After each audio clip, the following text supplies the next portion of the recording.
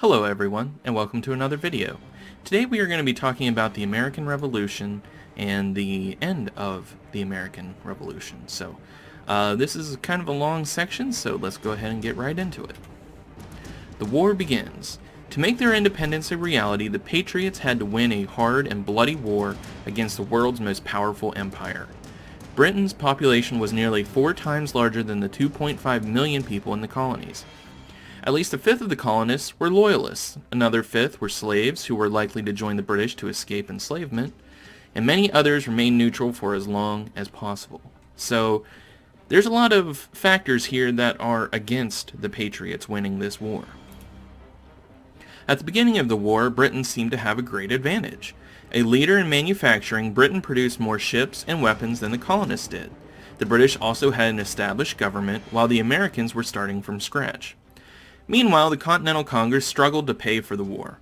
Lacking the authority to collect taxes, Congress and the states printed paper money to pay their debts, producing inflation that damaged the economy. The Continental soldiers suffered from hunger and cold, while the British troops were well trained and had plenty of supplies. The odds seemed slight that the Patriots could win. So there were a lot of things going in the British favor in this war. You know, if you were a third party looking at this conflict, if you were wanting to bet, I would say, you know, betting on the British is a very safe wager. You know, they had the training, they had the troops, they had all the supplies that they could use. You know, a Patriot win here is going to be very, very hard to predict. The British underestimate Patriot resistance. In 1775, the British did not take the Patriots seriously as an enemy. 2 months after the defeat at Concord, they repeated their mistake at the Battle of Bunker Hill. By fortifying hills overlooking Boston, the Patriots hoped to drive the British from that seaport. To retake the hills, the new British commander, Lord William Howe, ordered a frontal assault by soldiers in the middle of the day. Carrying heavy packs and wearing red uniforms, his men marched uphill straight into a murderous fire from the entrenched Patriots. Why did Howe put his soldiers in such a dangerous position? You know, you would think, you know, we were just talking about how the British have all this training and all this experience and that a lot of things going for them. Why would this commander put his soldiers in such a bad position? You know, the Patriots have the high ground advantage. They have all of these cannons, and they have fortified their positions, and he's going to make his men wear these bright yet red uniforms and walk uphill into their fire. Why would he do this? Howe wanted to win the battle despite giving the Patriots every advantage. That would prove, in another general's words, that trained troops are invincible against any numbers or any position of untrained rabble. Instead of proving Howe's point, the British suffered a bloodbath as 2 charges failed. A third charge captured the hills only because the Patriots ran out of ammunition. Technically, the British had won the battle, but they suffered more than twice the Patriot casualties. The Patriots had won a psychological victory. So Howe did this in order to prove a point. He wanted to prove that his soldiers were the better soldiers, and because of that, it didn't matter what advantage the Patriots had, the British were going to win. And while technically the British did win the battle, they were devastated whenever it came to psychological, because the British soldiers, they also believed that, you know, well, we're better trained, we have all these supplies, our win is assured. Well, while they did technically win, they took the hills surrounding Boston, they lost a massive number of soldiers doing it.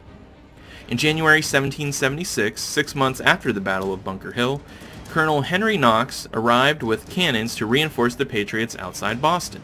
His men had hauled the cannons hundreds of miles from upstate New York, where Ethan Allen's militiamen had captured them from Fort Ticonderoga. With Patriot cannons shelling both Boston and the British ships in the harbor, the British abandoned the city in March. So, from January to March, they fought over control of Boston. And eventually, the Patriots were able to push the British out of the city just due to having all of these cannons firing on the ships at sea and into the city. A flawed strategy. Lord Howe continued to pursue a misguided strategy. The British thought that they were fighting a traditional European war.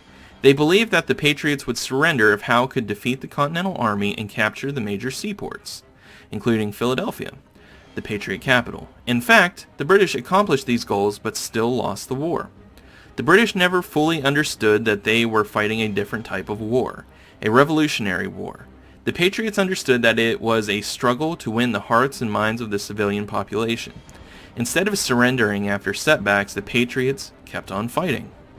Thomas Paine wrote an inspiring series of essays, The American Crisis, which George Washington read to encourage his troops. Meanwhile, the British further angered colonists when they hired German mercenaries, or soldiers who fought for hire. These Hessians, as they were called, had a particularly brutal reputation. So, in order to get more soldiers, the British are going to hire German mercenaries. If you don't know what that is, a mercenary is a person who will fight for you if you pay them. So, they hired these people from Germany who had a brutal reputation for fighting in a way that was very bloody and brutal. The Patriots' strengths. Patriot persistence owed much to Washington's leadership. He realized that to preserve his Continental Army from destruction, he could not risk He could not risk all on a major battle under unfavorable conditions. Outnumbered and often outmaneuvered, Washington lost most of the battles, but his skillful retreat saved his army to fight another day. By preserving and inspiring his soldiers, Washington sustained them through incredible hardships. His small but committed army hung together despite the casualties and the soldiers' hunger and ragged clothing. By preoccupying the British Army, Washington's Continental Army freed local militias to suppress loyalists in the countryside. So, while Washington is going to lose most of the battles he's going to lose, but he is able to retreat and maneuver his soldiers in a way that they survive the battle. So they might lose the battle, but they're going to survive it. So that was Washington's strength here. Civilian support proves invaluable. To succeed, the Continental Army needed aid and support from the civilian population. Throughout the war, women's work was crucial. Women freed their husbands and sons for military service by running farms and shops. They also made clothing, blankets, and shoes for the soldiers. However, the British Navy also blockaded the ports, making many items scarce and expensive. A few colonists took advantage of the shortages by profiteering or selling in-demand items at a very high price. Furthermore, the Patriots caused inflation by issuing paper money. As a result, the value of money decreased. So, there were some people who took advantage of these shortages by doing what is called profiteering. So, to give you an example of what that would be, if you think back to last year whenever all of the COVID-19 related lockdowns started coming into place, and if you remember, one of the things that was hard to find was toilet paper. If a person were to open up a shop where they were selling a six-pack of toilet paper for $50, that would be profiteering. Actually, there was a man, I believe he was in the state of Georgia, or I'm pretty sure it was a southern state, I could be wrong, who at the beginning of all of the lockdowns and everything hoarded a bunch of hand sanitizer and was trying to sell it for a way jacked up price. And yeah, that guy, not a very good person, not a good thing to do. But that's what he tried to do, and nobody would buy it from him. So, but people were doing this back here, in-demand items at a very high price. Soldiers, they need shoes, they need clothing, they need things like that, so some colonists are going to try to sell them shoes at a jacked up price. That's just the sort of thing some people will do. If farmers sold their crops to the Patriots, they would be paid in Continentals, paper money issued by the Continental Congress. It would be worth nothing if the Patriots lost. The British Army, however, paid for their food in gold. So the farmers, if they sell it to the Continental Army, they're going to be paid in Continental money. The thing about that is, if they end up losing and the Continental Army is destroyed and the colonies remain under British control, what's that Continental money going to be worth? Nothing. It's like Confederate money today, money that was printed in the Confederacy during the Civil War. Unless you are a history person or you're wanting to collect things, if you're a collector of Civil War things, that money's not going to be worth anything to you. You know, if you take a $5 Confederate bill and you go to Walmart, you try to pay for your groceries with it, they're going to look at it and be like, "What? This is nothing. You've given me nothing." So that's why the farmers were probably more likely to would like to sell their stuff to the British more because they were paying in gold. During the war, some women followed their husbands into the army. They received rations for maintaining the camps and washing clothing. A few women even helped fire cannons or served as soldiers by masquerading as men. For her service, Deborah Sampson later won a military pension from Congress. Another story says that Mary Hayes became known as Molly Pitcher for delivering water to troops during the battle at Monmouth. Legend says that she even stepped in and took her husband's place at the cannon. So women were active in this military endeavor. So, and some of them were very, very vital to the cause. The Battle of Bunker Hill in Charlestown on June 17, 1775 was the first major battle of the American Revolution. Although the British won, the battle gave courage to the Patriots to face British troops. Okay, the war in the Middle States and frontier. On Christmas night, 1776, Washington and his troops crossed the icy Delaware River to attack British forces at Trenton. Despite enduring the harshest conditions, Washington's forces were victorious. Now this painting here, Washington crossing the Delaware, I am sure that you've seen this painting before. It is a very famous piece of art. And what this is a depiction of crossing the Delaware River to attack a British camp on the other side. Now, this painting and the way that it actually happened are a little at odds with each other. This actually happened in the middle of the night. You know, as you can see in this painting here, there's like sunbeams coming down, you know, it looks like good conditions and all of that. Actually, this was in the middle of an ice storm. So not only are they in the middle of the night going across it, but it is snowing, it's freezing rain, it is hail, and this is on Christmas night. Yeah, this is it. This is on December 25th. On Christmas Day, they are sailing across this river in order to attack a British camp in the middle of the night. Now, this was unseen. This was unexpected for multiple reasons. Back in this day, it was common for military attacks and things to only happen during the daylight.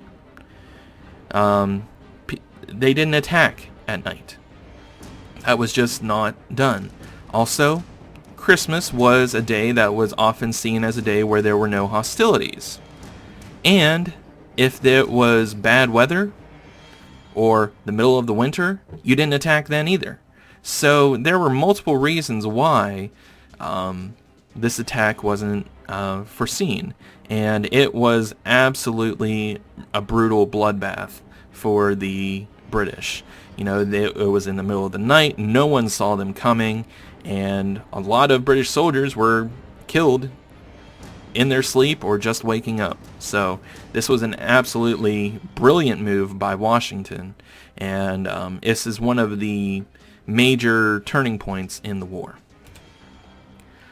After the British left Boston in early 1776, they decided to attack New York City and cut off New England from the rest of the colonies. After winning a series of battles, Howe captured the city on September 15th. About 30,000 British and German troops nearly crushed the poorly trained Continentals. Forced to retreat across New Jersey, Washington saved his army and the Revolution by counterattacking on December 26th. Crossing the Delaware River in the middle of Christmas night, he surprised a garrison of more than 1,000 German mercenaries at the Battle of Trenton. This modest victory raised the spirits of the troops and of Patriot supporters at a critical moment. The Patriots see military success. Washington began 1777 with another victory. Again moving his troops in the night, Washington inflicted heavy casualties on General Charles Cornwallis' troops at the Battle of Princeton. During the remainder of 1777, however, Washington suffered more defeats. In the fall, he lost Philadelphia to Howe's army. Led by General George Burgoyne, another British army marched from Canada to invade New York's Hudson Valley. Falling into a Patriot trap at Saratoga, Burgoyne surrendered in October. The greatest Patriot victory yet, Saratoga suggested that the United States might just win the war. So up until this point, it was still seen as the British were going to win, but this is whenever actually people start seeing it and being like, well, maybe they do have something here. Allies assist the Patriots' cause. The victory at Saratoga took on greater importance because it encouraged France to recognize American independence and to enter the war. France welcomed the opportunity to weaken an old enemy, Britain. During the early years of the war, however, the French had doubted that the Patriots could win. Unwilling to risk an open alliance, they had limited their assistance to secret shipments of arms and ammunition. But that covert aid kept the Patriot army alive and fighting. Some French volunteers, including the aristocrat and Patriot General Marquis de Lafayette, also provided military expertise. After Saratoga, the French risked an open alliance with the United States.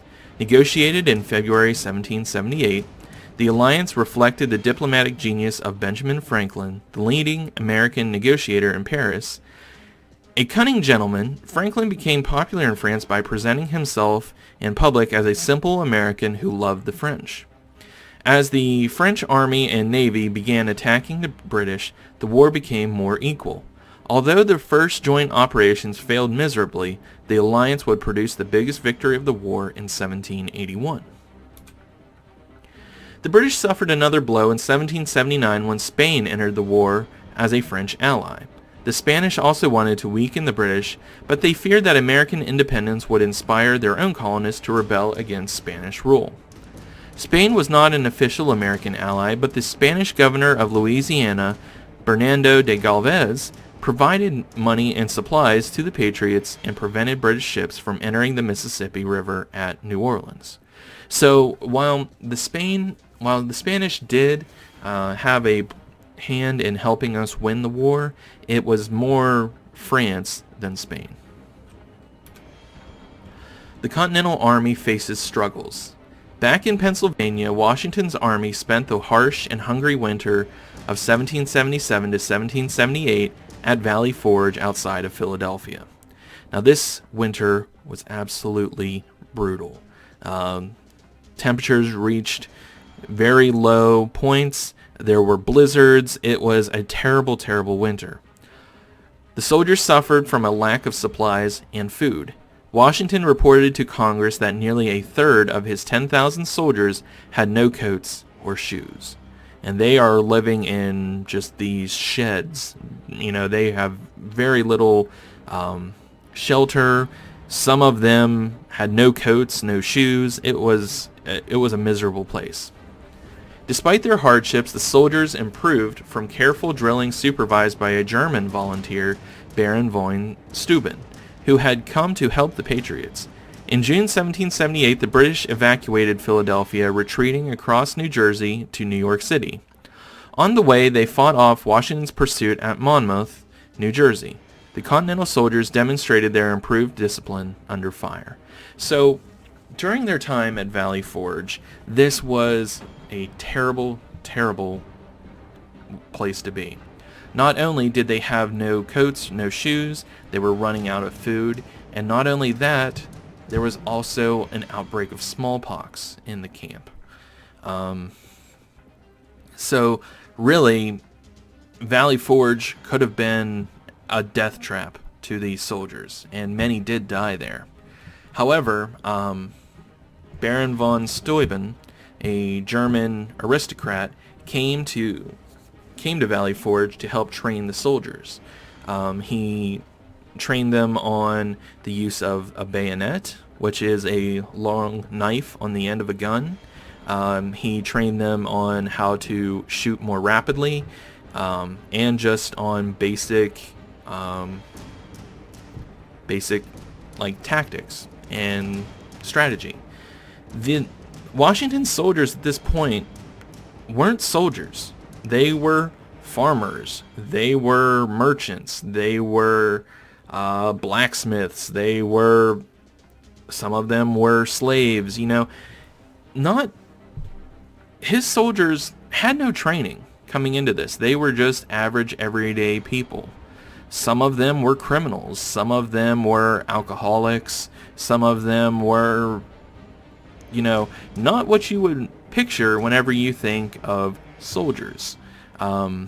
So this training from Baron von Steuben, had that not happened, I feel that a lot more people would have died in Valley Forge, and it would have been over right here. Another thing that Baron von Steuben did to improve their camp was he improved sanitation. So we have 10,000 soldiers, right? That's 10,000 people living in this place called Valley Forge. They have these little camps set up. You got 10,000 people together. They gotta go to the bathroom somewhere.